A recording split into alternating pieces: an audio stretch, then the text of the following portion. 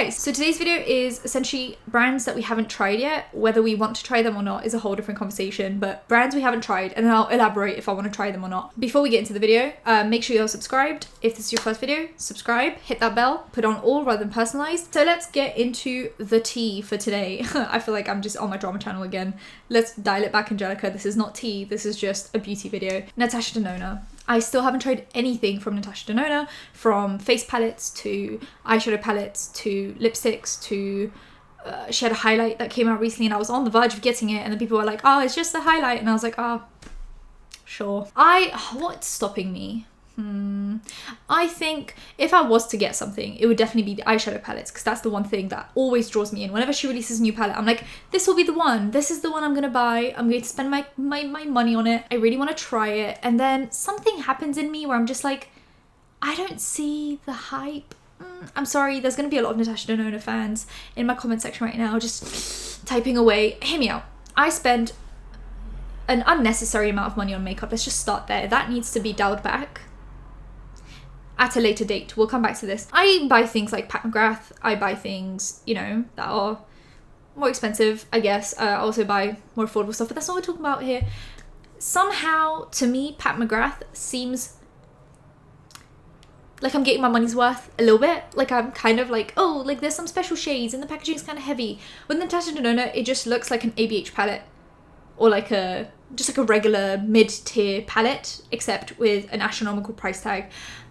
I don't know what it is. And also I've heard the formula's kind of inconsistent. Like she'll find a good formula and then just mess it up in the next palette. Or she'll start adding in like these weird new formulas that no one really asked for. Here's a palette that I really, really like. I'm debating on buying it. Let me go watch beauty gurus to see what they have to say. And they're like, yeah, this was one of those dodgy formulas. Yeah, I mean, some of the shadows don't like blend out super well. Like you have to spend a little bit more time blending them out. And I'm like, well, when I'm paying $129, I would like to not spend more time blending it out.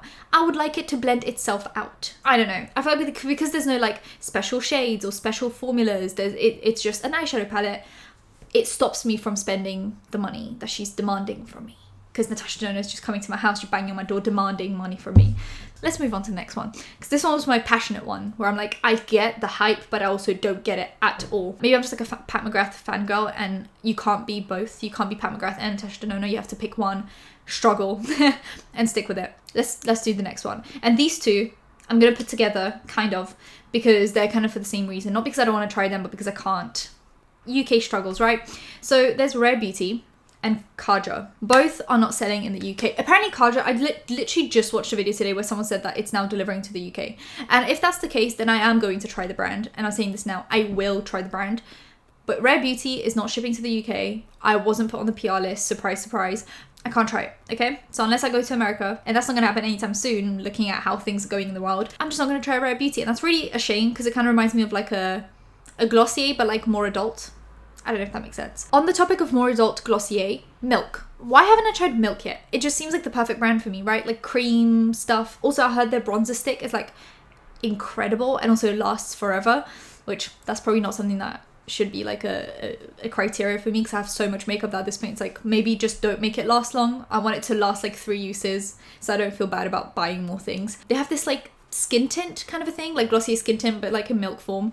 Milk form. That's gross. Not milk form, like milk makeup form. Their vegan moisturizer is apparently really good. And then they have the highlights that they sell. They have like 4 shades. Apparently they're amazing. And somehow I still haven't bought anything from Milk. Why? I would like to know. I would like to know what's stopping me every single time from buying Milk. I feel like I would love it. So I don't know why every time I add it to my basket on Cult Beauty, it just never goes through. I'd say the next 4 brands are kind of for the same reason, and I'm going to talk about them separately. So Lorac is before my time. I feel like if I was wearing makeup 5 years before I was actually wearing makeup, then maybe Lorac would be like my thing. But because I wasn't around, well, I was, but I wasn't wearing makeup. Like, I've been watching makeup videos since I was literally like 10 years old, because I found it on like, you know, the old YouTube app on the iPad, like the first iPad that came out. Yeah, the old brown YouTube app. I went on like the trending page back then, or whatever it was, like just the discovery page. And I saw faves and fails, and I was like, oh, fascinating. And everyone had Burberry lipsticks, and It was a different time, okay? But back then, obviously I was 10. I wasn't buying Lorac Pro 40-pound palettes. I was buying Claire's makeup. I think it's just way before my time, and now I feel like everything they're releasing is just kind of like the same old, and maybe I would like it, but at the same time, I'm just kind of like, will I like it though? The next one is Violet Voss. Same reason, it's kind of before my time, and now the stuff that they're releasing just seems really bland to me. I've put their palettes into my anti-hauls since starting my channel. They released the blue one, which like, yeah, it's a blue palette, but also they didn't commit fully to being blue. They put like an orange in there. 2, I have my Colourpop blue palettes, much more affordable, same stuff. Then they released this tie-dye one, and it was not the best. So Violet Voss is kind of, I wish we could have this moment together, but we're just not having it right now. And that's fine. We don't have to have a moment. The next one is Lime Crime. So when I wasn't wearing makeup, or at least not expensive makeup, Lime Crime was in like a bunch of drama. And then since then, they've kind of tried to come out of the drama. However, the person who was causing the drama in the company still technically works for the company, which kind of weirds me out. It's like, you haven't really resolved the drama. You just put the person on like a backstage thing, but they're still like profiting off the company. I don't know, it's just weird. I also just don't find anything that they're releasing interesting. So, and then the last one from that section of makeup brands is Dose of Colors. I feel like they were really big on liquid lipsticks when liquid lipsticks were like a craze, and then because liquid lipsticks phased out, I feel like Dose of Colors phased out, and now they're trying to do like other things, but nothing looks interesting to me. So those are brands I'm probably not going to try unless they like completely switch up their game. Those brands that I'm not like, you know, tempted by. I mean, like Natasha Denona, Milk, Kaja, they're all brands that like I really want to try, but something's stopping me. With these, I'm just kind of like, okay, I guess. My next one is BH Cosmetics. Now hear me out. BH Cosmetics is releasing some amazing stuff, allegedly. Allegedly their eyeshadow palettes are top notch, amazing quality. However, they're too big and they're just not, I don't know what it is about BH Cosmetics. It seems very childlike in packaging, and that's just not something that I really enjoy. I like for things to be cute and aesthetic, and I kind of like a pastel childlike vibe, but I feel like with BH Cosmetics it's like, here's an avocado toast palette, here's a mimosa palette, and it's just like, it's just not something that where I would like open my drawer of makeup and be super inspired by it. I don't know if that makes sense. The palettes are kind of big. Every time I want to add one to my cart, I'm like, what, do I find this color story amazing, or am I just forcing myself to try BH Cosmetics because everyone says it's amazing?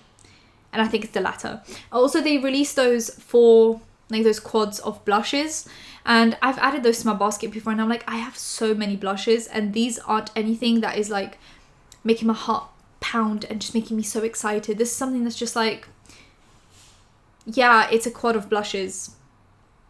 Here we are. So I don't know, I want to try BH Cosmetics, but I just don't know where to start because I feel like everything I add to my cart, it feels like I'm forcing myself to try BH Cosmetics because everyone's hyping them up. If that makes sense? I don't know if that makes sense. The next one is a YouTuber brand. So I've tried from YouTuber brands. I've tried Dominique Cosmetics, I've tried Luna Beauty, I've tried Tati. I've sadly tried Jeffree Star Cosmetics. Very sad, very dark past of Angelika's. I've only tried like one product that I bought myself, which was a highlight, and then I gave it away to my mum because I'm like, I don't want to use it on my channel. It's just embarrassing, you know, I want to erase that from my past. But I've tried a bunch of YouTuber brands. I haven't tried Laura Lee LA. Laura Lee Los Angeles. I don't know why. Her Nudie Patootie palette looks like something I'd really enjoy. However, do I need such a huge palette full of pinks? I get it, I love pink, I really do. I really do love a pink, but do I need such a huge palette full of pinks? And now she's released the Nudie Patootie 2, and that's a smaller version of the pink palette. And I'm still kind of like, do I want to pay customs and do all of that just to try pink eyeshadows? I feel like with Luna Beauty and Dominique Cosmetics, there is that aspect of it's on Beauty Bay, so I can get it next day delivery, no customs, that kind of a thing. But Laura Lee still seems like it's a very American brand. Like, it's not for me, it's for them. So I'm waiting for Laura Lee to kind of enter the UK market. It's not like Rare Beauty and Kaja where I just physically cannot buy it. It's like I can buy it, but the hassle around it just to get one palette. Like with Colourpop, I don't mind doing the hassle because I usually put down really big orders, so the shipping ends up disappearing and then the customs kind of dilute themselves. If you just buy one item, you end up getting by shipping and customs and all of that stuff. So maybe that's what's stopping me. The next thing is, so there's Huda Beauty, and then I've tried Huda Beauty, but then she has a skincare brand that she recently launched called Wishful, and the prices are astronomical. It's kind of gimmicky, and there's apparently a bunch of fragrance. So I tried, okay, here's the thing. Does this count? I just remember that I did try a product, but it was a tester, which is why I don't want to try the rest of the brand, like actually spend money on it. Anyway, I'm just going to add it in. I tried their moisturizer tester, and it was so fragrant that it just lingered on my face. And then I was like, yeah, I don't want to buy anything from Wishful. She just has that cleanser thing, and it like pills up, and it makes people think that it's the skin pilling up, but it's not. It's the formula mixing with water and your dirt that's pilling up. But it makes people feel like they're actually taking off dry skin, and they're not. They're just rubbing the cleanser around their face, and it's just pilling up. Yeah, so just gimmicks like that kind of turn me off. The next one that I haven't tried yet, and I probably will not try, is House Labs. I love Lady Gaga. 8-year-old me with poker face, yeah, that was a vibe. However, it's so underwhelming. It's always in my anti-hauls. If you took away the label House Labs and just showed me the product, I would tell you that it's some other celebrity brand. It's not Lady Gaga. It doesn't scream Gaga to me. And I feel like what also turned me off is like a bunch of YouTubers were invited to the party, which isn't, you know, weird, it isn't uncommon, but a lot of them also love Lady Gaga. And I feel like I watched those reviews and they were like desperately trying to make the products better than they are. And then I was watching and I was like, what do you actually think of these products? Because if that wasn't Lady Gaga's product, would you be saying the same stuff? Or would you be making the same excuses that you're making now? Next celebrity line I haven't bought anything from is KKW Beauty. It's funny because I spoke about them in literally like every single anti-haul, and it's because every single collection looks exactly the same. I could be tricking you guys and just showing you the same collection and acting like it's a new one, and none of you would realize because all of the collections look exactly the same. Every single one looks exactly the same. It's the same eyeshadow palette. The only different eyeshadow palette she had was the one with Mario, Makeup by Mario. That was the only different one. The rest are all variations of nude. Every single time she releases like 10,000 lip glosses that are nude, and I'm like, haven't you just released 10,000 lip glosses that were nude? How many nude lip glosses do we need? They all look the same. I don't know. I feel like it's just, I feel like if you look at that family, Kylie actually made makeup. At the start, that was kind of, like if you looked at that, you were like, that's Kylie, right? It's more young. It's focused on lips. You can tell that's Kylie. With KKW, you're like, where is Kim Kardashian West in the KKW Beauty line? Where is she? I don't see her. The next one is, I'm going to cheat a little bit and do like a category of makeup brands, and it's luxury makeup, but not like Pat McGrath or Natasha Denona where they're makeup brands that are luxury. I'm talking about luxury brands that also make makeup. So Dior, YSL, Chanel, all of those. Haven't tried them, don't wish to. They all oddly look really cheap. Like if you compare the way even Natasha Denona and Pat McGrath look to Dior makeup coming out, why does Dior look so cheap? Why does Dior look plastic? Why is it quite literally plastic packaging with like a clear top? Like it's just like the blushes everyone raves about. I'm like, that looks like L'Oreal. That looks like Maybelline, which is fine if you're actually Maybelline and not when you're Dior. The only thing I saw recently that I'm very tempted by is Dior is releasing these like compacts for their cushion foundation, and it's like leathery type thing. I don't know, that looks really cute, so that might be my first Dior purchase, but I look at them and I'm like, why do you think you're worth the price? Other than putting the name on it. Why do you think you're worth the price? The next one is kind of a cheeky one, and I was kind of proud of myself when I thought of it. I've never tried Kat Von D. I've tried KVD, Vegan Beauty, Lifestyle, Live, Love, Laugh, that kind of a thing. But I've never tried Kat Von D because I think Kat Von D is the same curse as the other ones where it's way before my time. And when I wanted to get Kat Von D, I was on pocket money. My mum didn't want to buy me a Kat Von D contour palette, the Shade and Light palette. She was like, why do you need that? And I was like, Mom, every YouTuber has it. Please. And I also wanted that NARS brush that everyone wanted. I've never tried NARS as well.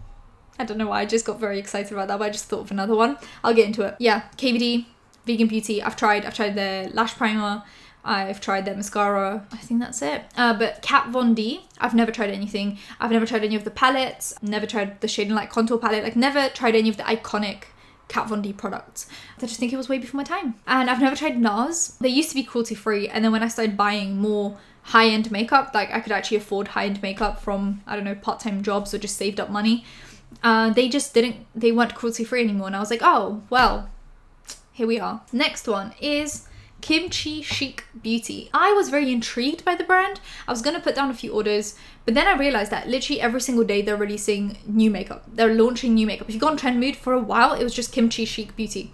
And then I realized that their shade ranges just aren't that great. And for a brand that releases that much in volume, to not have a good shade range baffles me. Like the bronzers were all the same shade variation. It was like a medium skin tone. The highlights, like it just didn't look like a brand that was inclusive to everyone of different skin tones. Like I said, for how much they were releasing, it just seemed a bit weird that like you're releasing this much and you can't release good shade ranges. I don't know. I'm just kind of turned off by the brand now. It just left a bad taste in my mouth. Now we're on to our last stretch, Florence by Mills. I was going to try a few things recently and I added it all to my basket because of Black Friday and I was going to try it out, and then I realized none of it interests me. It's all made for 12-year-olds. I'm not 12 anymore. When I want that no makeup look, I will go for Glossier or Milk. Rare beauty when it comes to the UK. I think Florence by Mills is a preteen brand. It is friendly for school if you have like a strict school makeup code. I just don't think it's made for me.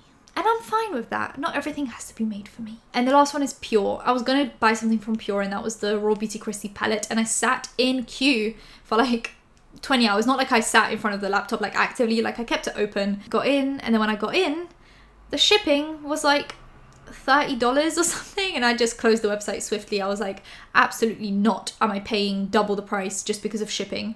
And the thing is, they sell Pure on like Cult Beauty, I think. No, they sell Pure on Beauty Bay, except for all of their fun stuff. So like all the boring stuff they release, yeah, that goes on Beauty Bay. But when they do a collab with Raw Beauty Christy that essentially breaks the internet, no, that doesn't go on Beauty Bay. We're gonna make you pay shipping. I was like, no, I don't want to pay $30 shipping. So I didn't try anything from Pure and I'm very upset about it. I recently wanted to buy their Barbie collection. I wanted to buy just one thing, and the one thing I wanted was like a nude lipstick, just to have something Barbie, and it sold out.